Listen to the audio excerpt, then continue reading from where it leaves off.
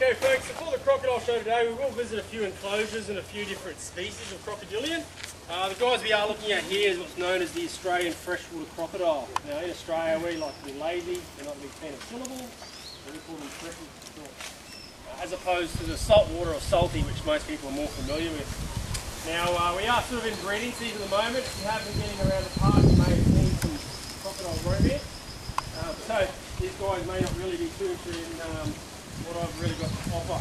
They're like turning up to maybe a swingers party with a pizza and no one really cares. But we'll see if we can get something out of them today. Might take them a little bit of time to wake up and do something. But crocodiles, guys, have been around for a long, long time. The first recognised crocodilian probably made an appearance about 240 million years ago.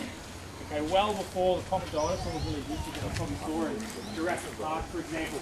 100 million years ago we had 13-metre crocodiles roaming the earth. Okay, big animals.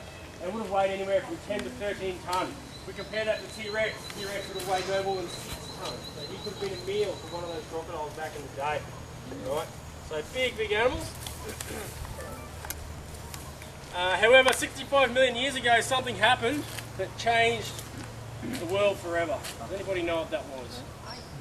The Ice Age? No, not quite. Meteorite. Meteorite, yeah. A bit like that, but even bigger. Okay, coming out of the sky, got whooshka into the Gulf of Mexico. And pretty much, yeah, changed the place forever. Now, the bulk of what we know of the dinosaurs disappeared, at least the non-avian dinosaurs. However, the crocodiles did survive, at least one type. Now, these guys have since survived several ice ages and are still around today. So definitely in contention for one of the ultimate survivors on planet Earth. Okay. Now, the only thing that really has changed for these guys is their size. As animals got smaller, they adapted by getting smaller. Okay. So now today, you know, these guys don't get too large. You can see this bloke over here. That's about as big as they get, right?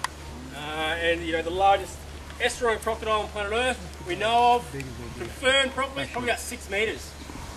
That guy was pulled out of the Philippines about a year ago. Okay, you're looking at about 1 tonne crocodile. So a big animal. These guys, where they're found, is a little bit more to the interiors of northern Australia. They can be found down in the floodplains like around Townsville, but quite often they'll try to stay a bit further inland. That way they can avoid the very cranky, aggressive saltwater cousins which don't venture that side of the Great Dividing Range and the gorges and stuff like that. Now if you have a look at these guys, they're not only fairly small, they also have a long skinny snout, which is really good for quick side-to-side motion in and around the water to grab small things like frogs, fish, yabbies, insects. Nothing really bigger, say, than the size of your hand. Okay, so yeah, these guys are not really a threat to people. Now, if you go into a creek and there's a bunch of freshies, they're actually going to be more scared of you than vice versa. They're probably going to just take off and just go boom, under the water and go away. They're not going to come over and nibble in the leg. However, they do have 72 needle-like teeth and they will defend themselves readily. Ironically, there was a guy last year who went on a bit of a fishing trip, didn't catch a lot. At the end, after a belly full of beer, his mate dared him to actually try and grab a crocodile like a freshie. Jumped on, and that was 72 stitches for his trouble. Okay, so they're definitely, those teeth are very, very sharp. A mate of mine actually had one run past him, like in captivity, just brushed his leg, but completely opened him up. And crocodile bites in the teeth and whatnot, there's just some funkiness about them. So that guy had to go through about 4 or 5 different types of antibiotics before he found one that actually did the job.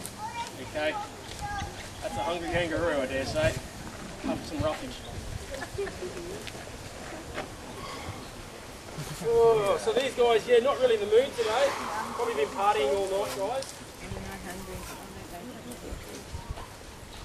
So what we're going to do is leave them alone. I don't like boring crocodiles.